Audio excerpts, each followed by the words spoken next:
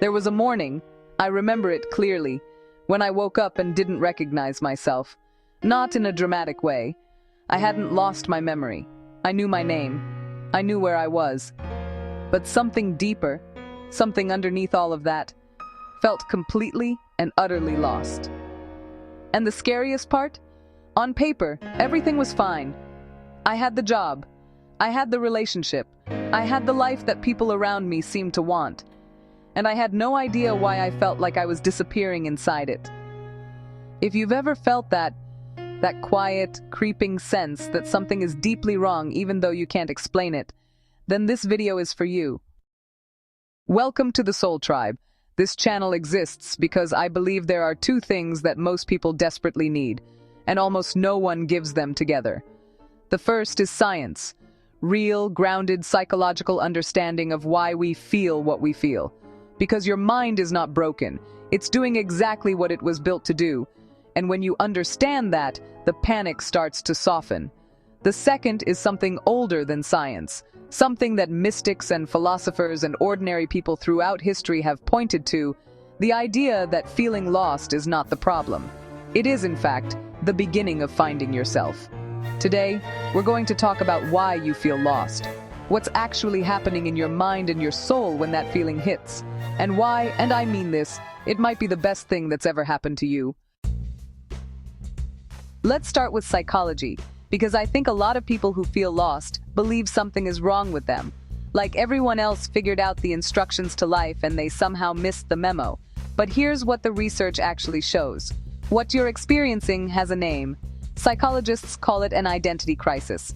And it is one of the most normal, human, universal experiences that exists. Erik Erikson, one of the most influential developmental psychologists of the 20th century, proposed that identity crises are not signs of failure. They are necessary developmental stages. He believed that questioning who we are is essential to growing into who we're meant to become. He even coined the term identity crisis to describe this universal turning point.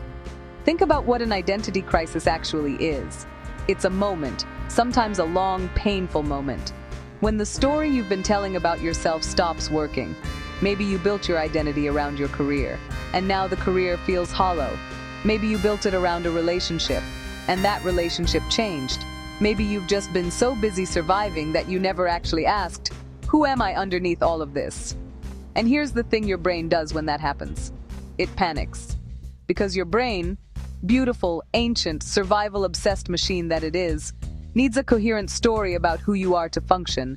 It needs a narrative, a sense of continuity, and when that narrative cracks, the brain reads it as a threat. Research on the default mode network, the part of your brain active when you're not focused on external tasks, shows that this network is deeply connected to your sense of self and personal narrative. When that narrative is disrupted, the brain's threat response activates. This is why feeling lost can feel physically uncomfortable, even frightening. You are not weak. Your nervous system is working overtime. So the anxiety, the restlessness, the strange grief of not knowing who you are anymore, that's not weakness. That's your brain protecting you the only way it knows how. Feeling lost is not a sign that something went wrong. It's a sign that something is ready to change. Now I want to take you somewhere older than neuroscience, because long before we had brain scanners and psychological frameworks, human beings were experiencing exactly what you're going through. And they had a name for it too. They called it the dark night of the soul. The term comes from a 16th century Spanish mystic and poet, Saint John of the Cross, who wrote about a profound spiritual experience, a period of inner darkness, emptiness, and disorientation that precedes a deep awakening. But versions of this concept appear across almost every spiritual tradition in human history. The Buddhist concept of dukkha, the suffering that leads to awakening, the Sufi idea of fana, the dissolution of the false self, and the shamanic tradition of the wounded healer, the idea that you must descend before you can rise. The dark night of the soul is not depression, though it can feel like it. It's not a breakdown, though it can look like one from the outside. It is, at its core, the moment your false self begins to dissolve. And that is terrifying, because the false self, the persona, the roles, the image we've carefully constructed, That's what we've been calling ourselves. The career identity. The strong one in the family. The person who has it together. The one who doesn't need help. These are not you. They are costumes. And the dark night is the moment those costumes start to fall away. And underneath them, that's where things get interesting. Because underneath every role you've ever played, every identity you've ever built, there is something that was there before any of it. Something quieter, more honest, more you. Feeling lost is often the first signal that you are ready, even if you don't feel ready, to meet that part of yourself. So here's where I find it beautiful, where psychology and spirituality actually agree on something extraordinary. Psychology tells us that identity crises, when navigated well, lead to what researchers call post-traumatic growth, a measurable increase in psychological strength, clarity, and meaning after periods of deep disorientation. People who have gone through identity crises and come out the other side consistently report feeling more themselves than they ever did before. Spirituality tells us the same thing in different language. The dark night ends. It always ends. And what comes after it is not the same person who went in. It is someone cleaner, someone truer, someone who knows, not from reading about it, but from living it, who they actually are. You are not falling apart. You are falling into place. I know that might be hard to believe if you're in the middle of it right now. When you're in the dark, you don't feel like you're becoming. You feel like you're disappearing.